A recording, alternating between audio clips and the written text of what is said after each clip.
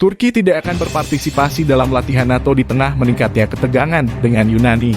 Langkah itu diungkapkan media Turki pada Sabtu 30 April 2022, mengutip sumber keamanan.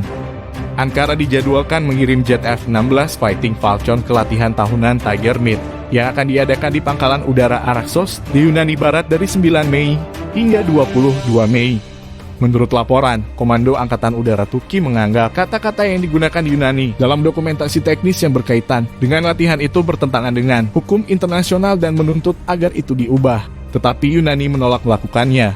Terlepas dari semua upaya perdamaian Turki, Yunani yang tidak dapat mentolerir bahkan partisipasi tetangganya dalam latihan di negaranya, menjauhkan latihan itu dari tujuan persahabatan dan interoperabilitas dan mencoba menggunakannya untuk melawan hak dan kepentingan Turki.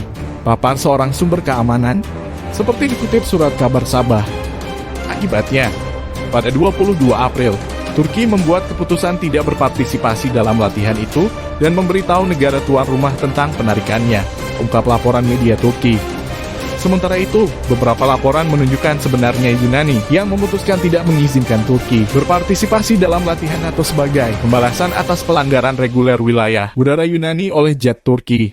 Menurut laporan Voice of America, Yunani mencabut rencana partisipasi Turki dalam Tiger Meet dengan mengatakan Turki bukan sekutu atau teman. Pada Kamis, Kementerian Luar Negeri Kemlu Yunani menyatakan kepada Duta Besar Turki protes kerasnya atas jumlah pelanggaran yang belum pernah terjadi sebelumnya di wilayah udara Yunani dan penerbangan di wilayah Yunani, termasuk di beberapa daerah berpenghuni, yang dilakukan dalam satu hari. Pernyataan itu tidak merinci jumlah pasti pelanggaran, tetapi menurut media, 125 penerbangan tidak sah dilaporkan dalam waktu 24 jam. Kemlu Yunani menggarisbawahi, tindakan ini menciptakan iklim ketegangan khusus dalam hubungan antara kedua negara, yang bertentangan dengan upaya yang dilakukan untuk memperbaiki iklim ini. Pihak berwenang Turki mengklaim mereka mengambil tindakan pembalasan atas pelanggaran wilayah udara Turki oleh pesawat Yunani. Ankara mengklaim pada Kamis bahwa Athena telah melanggar wilayah udaranya 30 kali dalam 3 hari.